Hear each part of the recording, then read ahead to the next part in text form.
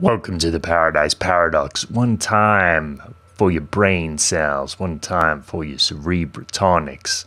We're going to get all upon it, so sit back, pour yourself a gin and tonic, because I'm about to relate something supersonic. Check it out. So this is the second part of the second clip from my interview with Andraki, with Andrew Levine, talking about my experience with mental illness, what psychiatrists call a psychotic break, a psychotic episode. So we talk a bit about the term mental illness, psychotic break, spiritual awakening, and discuss why those terms are a little problematic. And we also talk about the change that went on in my thinking, and I discuss some possible explanations for why these experiences happen to me. So remember, you can find Andraki on Steemit, Steemit with a double E.com /@Andraki, ANDRARCHY. Of course, you can find us on Steemit as well at Paradise-Paradox. So let's get into it. Previously on the Andraki Show. So you're talking about my article about mental illness, or how to take advantage, or what to learn from a mental illness, or from an unusual state of mind, we could say. It's not an illness because it's not like there's a lesion, there's no abrasion, there's nothing physical that you can identify. They don't do that. They analyze it through behavior. So it's more of a behavioral issue than a physical issue. People said, well, we have this theory or this hypothesis, and it seems reasonable, and we expect the data to be filled in later. We'll color it in later, and they keep expecting that, but that's not necessarily what's happened. That's just what everyone's assuming. The fact is, like a lot of these things, people would describe as delusions, but some of the things that happened, I would say, were actually true. It's just that I got a little carried away, and started to think, well, if these things that I've been taught are firm and are laws and can't happen, are actually happening, then I have to assume that everything I know is wrong, which it sent me a little bit over the edge. Did we cover the specific experience itself? Like, how long was this psychotic break? Is there a better term that you would use for it? I don't know. Like we did hallucinatory experience, spiritual experience. Yeah, a spiritual awakening, I guess. But the problem is, I guess all of these terms have their own problems, because if I say it's psychotic, that implies it's purely negative and purely delusional. Whereas if I say it's a spiritual awakening, then that implies that it's pure and beautiful. Which these experiences, of course, they cause a lot of suffering, and that's part of it. So I don't know if there's any specific term that really encapsulates it. Maybe we could say something like a shamanistic awakening, something like that. Okay, well, I think that brings up an interesting point, something I was wondering when I was thinking about this interview, which is there something that instigates an experience like this? Is this something that can happen to you randomly? Is this something you're afraid will happen in the future, or are at risk of suffering from in the future, or is it a resolved issue? Right. Yeah, great question. So the thing is, I don't entirely understand why this happened to me in the beginning. So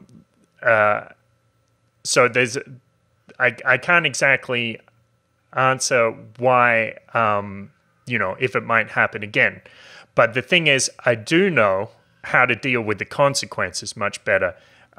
So being more centered, knowing more about meditation and about logic that I mentioned in the article, that helps me know that just because I think something that I shouldn't accept that as truth, which is not, which is a lesson that I had to learn the hard way. And that's a lesson that every person can learn from, which is fascinating, right? I mean, like, and maybe again, that's part of the reasoning for neurochemistry on such a spectrum, is because we feel like, oh, well, our perception of reality seems to be approximately true, so whatever I think is reality, whatever beliefs I have are probably true, when in reality, all of our beliefs are probably irrational. And so we should always be skeptical. Sorry to go off on that tangent. Yeah, no, that's a good one. Yeah, it's like Robert Anton Wilson said, I don't have any beliefs, but I do have quite a few suspicions, which I think is a healthy way to look at the world. You asked me about the causes, so I'd like to address that more thoroughly. Please. The cause of such an experience is this shamanistic or spiritual awakening. It's difficult to answer. I don't think I'll ever know entirely why such a thing happened. But we can look at a few different models and try to get an approximation. So, of course, if I go to the psychiatrist and ask him, well, okay, so you said I had a psychotic break, but why? And I guess they would give that answer about brain chemistry, or maybe they would more honestly say, I don't know. But I don't think we would get much inquiry there, because it doesn't seem to be that's a question that psychiatrists asks. It's more about what happens, like how do we treat it once it does happen, rather than why it happens in the first place. So that maybe they should be asking that.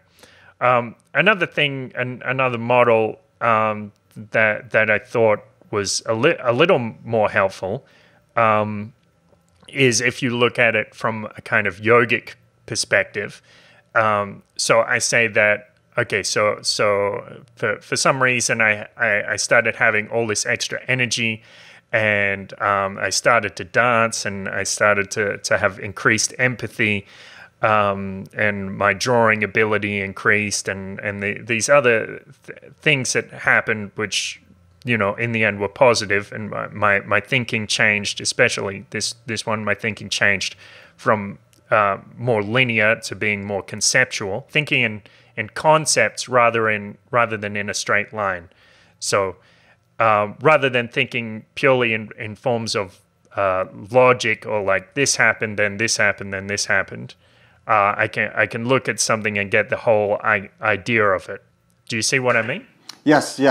I think that's how I tend to think, by the way. I think that's naturally how it's very I'm very good with abstract concepts. I've always just been naturally, like I was talking about this the other day, like organic chemistry is always viewed as one of the hardest subjects in universities, and that was one of the few subjects that really came naturally to me. And it was because I was really able to just imagine the interactions of the particles as if they were like sentient beings. And I was trying to tutor people. I was tutoring in it because I did well in it.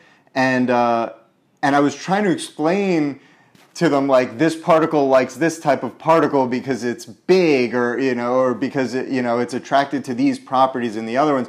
And I was the worst tutor ever because I didn't realize that's not how people think. But please go on. That's cool. Yeah, well, that's, of course, in science and in computer programming, people generally think in more linear fashions, and so there can be that kind of clash. But that's interesting that it would give you an advantage in that area. This explanation that I had was that spontaneously my kundalini, and that was one of the most powerful energies in the body or in the soul from this yoga perspective. It lies at the base of the spine, and when it combines with the energy at the top of your head, the crown chakra, and I might be getting this wrong because I haven't read about this for many years, but this is the basic story. So these two energies combine, and it's kind of like this this nuclear reaction. It creates this huge amount of energy in the body, and yeah, releases these abilities. But again, this explanation only gets me to a certain point, because I have to say, well, hang on, why did I have this spontaneous thing within me? It's not like I mean, I might have been doing a little bit of meditation, but if you want to release the Kundalini, it's supposed to take years and years of discipline to do it. So that explanation still only gets me to a certain point. Sorry, before you go on, I just want to make a point, because for anybody who might be watching this, I just want to make the point that, I mean, I'm a very skeptical, scientific, objective, evidence-based person, but to kind of reinterpret or reframe what you just said, what I would say is that much of our body is still very much a mystery to ourselves. And so these words that you're using, while they might not be scientific, they're just words that people throughout time have developed to attempt to describe the mysterious events that we find going on through our body. And like, so for example, you know, somebody watching might be like, whoa, why aren't you calling them out on these bullshit energies? You know? And there's a fairness to that, but my response would be that, well, what other words do we have to describe these events? You know, what we had were imbalances, mental illness, many concepts which are just falling apart at the seams now. All of right? All the people on the cutting edge of these sciences are going, yeah, we thought we had a framework, but it doesn't really work. We thought we had pills that cured people, and mysteriously they've been doing worse and worse against placebos over time. I don't even know how you do that, but like when you go and look at drugs that used to be staples, like Prozac, I'm pretty sure that Prozac now is having a lot of trouble beating placebos. And Prozac was seen as the first line of defense against, I think, multiple mental illnesses, and now we're seeing that it's not beating sugar pills, which means it doesn't do anything except give you horrible side effects, which isn't something people really seem comfortable admitting yet, even though it's science. That's science. Yeah. I mean, it says so on the pack. I mean, you buy these things and it says possible side effects, suicidality, suicidal ideation, and that sort of thing. That's scary. Especially when it doesn't do anything. And now people might be saying, hey, that's really a dangerous thing to say, and obviously I'm not a medical professional. But I'm just restating what it means to not be able to beat a placebo. If you cannot beat a placebo, you are by definition not doing anything, because placebos... you're actually doing harm. Yeah, placebos by definition don't do anything. Yeah, except give our bodies an excuse to try to heal, something like that. From that framework, all a psychoactive drug that does not beat placebos does is give you negative side effects, or not. But most of them generally do give you some negative side effect. On that point, if we wanted to take something like this Kundalini awakening and jam it into a psychiatric model, we'd talk about something like, I'm trying to remember the term, but it's something like adrenal overdrive, or it's like where your adrenal gland just goes crazy for a few months and then it burns out and has a problem generating adrenaline after that, for a while.